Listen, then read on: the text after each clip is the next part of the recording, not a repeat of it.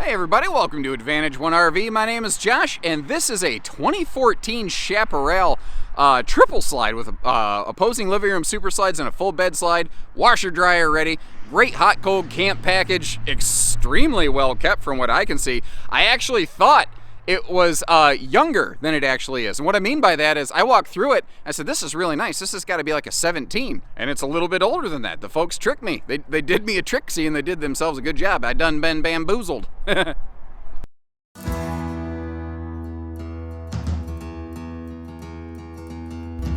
I think this design was really popular for a very long time because it's one of the shorter, lighter, and lesser expensive ways to give you a very well-equipped opposing super slide living room. A lot of today's opposing slide living rooms have a sofa on the rear wall, but that means that it has to be longer behind the slide out so that they don't, crush the sofa when they close. This one, since it only really has to be the depth, roughly, of that fireplace or the electronics back there, it doesn't have to be quite so deep, quite so long, not nearly so heavy. And I tell you what, I'm happy with how the folks took care of it. Like, one of the things I look for on a older used RV, I'll look at stuff like the ceiling fan. I'll see if it's been collecting dust bunnies up there. Well, I guess, what's it called when a dust bunny? Is it still a dust bunny? Or is that only when it's like under the refrigerator? Which everybody knows when you drop an ice cube on the floor, you just kick it under the fridge, right? Wink, wink. My wife would kill me if she heard me say that. Now back here, this is something that I like. This is interesting. I think this RV was probably originally built with no TV, or the TV was upgraded at some point, because I see the actual pedestal mount on this TV is here. Plus, it's a Polaroid brand television, which is a fine TV. I've actually used them in the office before, but they don't usually have the pedestal mount on them. So I think somebody installed that on there, but it has a nice swing arm mount as well. So if you want to pivot over to that sofa, or if you want to pivot it over here toward the dual swivel recliners, you can. And that's, I think, one of the things that makes this floor plan work. I think at first glance, a lot of people are going to go, oh, dude, no. That's a 90-degree neck wrecker entertainment center. But it's not really. Most of the time, this is a couple's camper. Most of the time, what I would do is I would take those two chairs right there. I'd get them out of the way. I'd just pull them out if I'm going to have a guest. That would allow me more room to separate these recliners right here. I could turn the recliners and I could pivot the television and enjoy myself a nice, easy viewing entertainment center. I tell you what else this floor plan does. Folks, this thing's got windows. This thing has got lots of windows all over the place in here. Something else is kind of cool. They sort of created like a little desk space right there for a weekend getaway. I mean, that would work. I could do some traveling. I could do some working back here. I could have a little fold-out chair that I pull out when I need it, that I could store under the master bed or in the closet when I'm in transit. I could do some work in there. There's the power outlets nearby. Heck, you could potentially repurpose the television as like a computer monitor or a second screen if you're going to do some traveling work camping. Plus the extra storage like over the seating and stuff. That's a feature that I would say is classic, but frankly, it was around pretty frequently not all that long ago. Just in the very recent years, you've seen more and more manufacturers go for bigger windows like those and less storage. And I got mixed emotions on it. Now, the countertop behind me here in the entertainment center, that is a sealed edge pressed membrane. But over here in the kitchen, it's all solid surface. Everything that you're going to be cooking and prepping on is nice and glossy and shiny. I've got one of the sink covers off. You may have noticed I actually just let the other sink cover take a little break over here on the couch.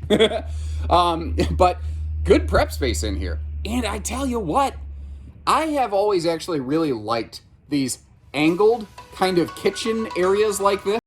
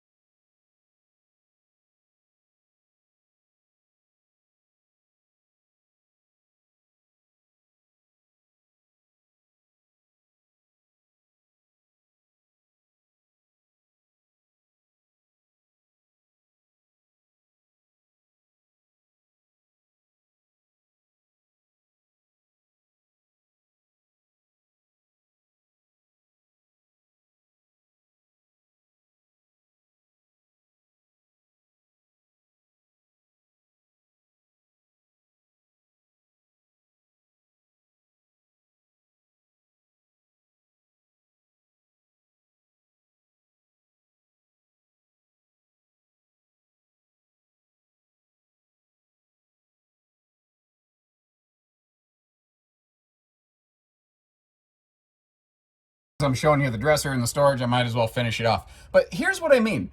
You have split symmetrical hanging closets with like little shoe garages on both sides of the nose of this RV.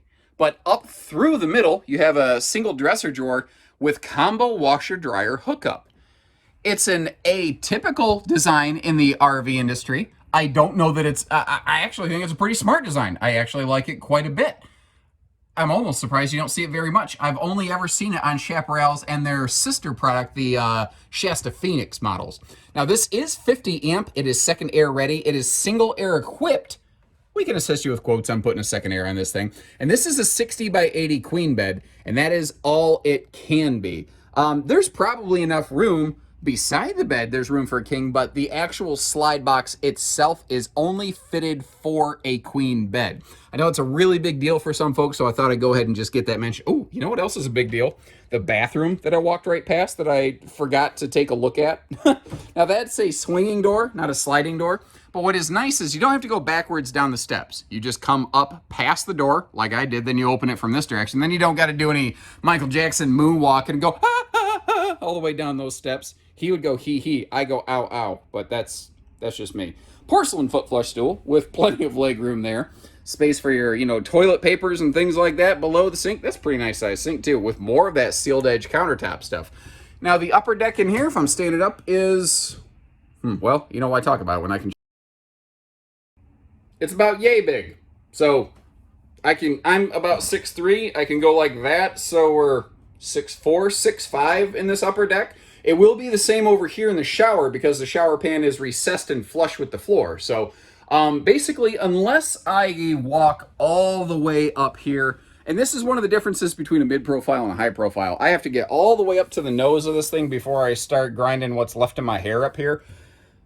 But why would you ever stand straight up and down over here? Most of the time, if you're in the bedroom, you're walking around, you're going to have plenty of room, just like I do right now. But what about travel mode?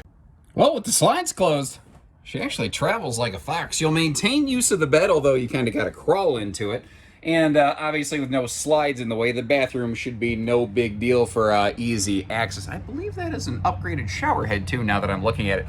But the rear entertainment, the design on this is actually one of the things I think I always liked about it, because it maintains good travel accessibility to some basic storage. You can plan ahead on how you're going to store some things. And that 8 cubic foot gas electric fridge freezer. Jeez, oh Pete, I'm literally just choking on thin air over here like a dummy. You can maintain that access to that in transit.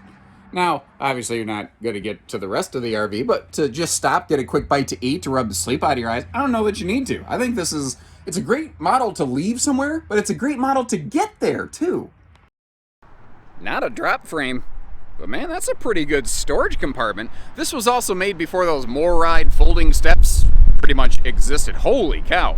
I don't know if it's this RV or the weather, but something's blowing me away over here. That is the easy breezy, beautiful CoverGirl weather going on. Skin looks good, nice and glossy. You can see where they added the slide awnings there. You'll see that on all 3 slides for some extra protection. Magnet holdbacks on those baggage doors, always making life a little simpler. The nose cap, I don't think this is actual weathering, because the rest of the skin of the RV, the decals, they look so good. What I think this is actually from is, I believe this RV was actually towed with frequency, and that's kind of like sandblasting on the nose. There's a lot of rough particulate in the air. Like if you ever just stick your face out the window of your car when you're driving down the road, your face is going to feel like hamburger in a minute. Like the only glitch I've found is that the little plastic holdback for this thing, I don't know, popped off, missing, not sure what it is, but that's like the worst thing I can say about this one. I don't really know that that's all that major or bad, I guess you could say, just a little thing. If the only thing stopping you from camping in this is a little plastic holdback, give us a call. We can fix that. That little baggage door flipped open because Luke Skywalker used the Force and helped me out here. His buddy Yoda's like, show them the enclosed docking station, you will. And apparently he stuttered because he forgot what it was called for a minute. But that makes sense because he grew up in a galaxy far, far away. Simple, but effective. And that is the backside of their full passenger storage. I like that easy reach. Nice little touch there so the door doesn't just go whap and flying open, you know.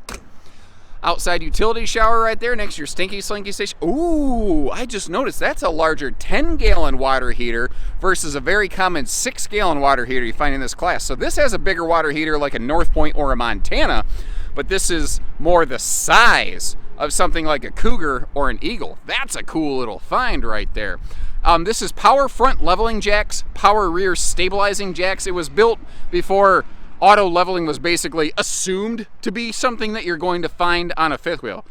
The fact is, though, the RV still does the work. The rear stabilizer jacks are just going to keep the RV from wiggling around in transit. And once again, not in transit, dummy. At your destination. What is wrong with me today? What kind of idiot am I? No, wait, don't answer that. Whew, and it is a windy day. I do apologize if the wind's getting into the mic a little bit. I've done everything I can to prevent it, but I'm out here in the open. Sometimes you can't help it. The roof, everything I see looks fine for 2014. You can see where they've done some spot sealing, some touch-ups around fixtures, which is exactly what you're supposed to see, and they did it proactively. I know that because there's no leaks on the inside of the camper, so they must have taken care of it. I think at worst up here, the worst I could say is that it needs just a generic, normal cleaning that it obviously had to have had a few times in its lifespan. Otherwise, it would just be black and gross up here, and I don't see that. Also, nice little thing where they added their little vent covers here, and oh yeah, I didn't mean to flex on you like this, but yeah, there's my muscle car, the old 2013 Kia Soul Hamster roller skate. Ooh, what a machine, right? Look at that. It looks like it's going fast even when it's sitting still. Whoa, brother! And if I had hair, it would definitely be blowing in the breeze. But as I don't, well, I guess you just have to take my word for it. So if you need any other information, give us a call. Pieces, parts, hitching, financing. You need it delivered. You need a vehicle for a package deal. We can do it all. So take care, stay safe, have fun, and I'm getting blown away, everyone.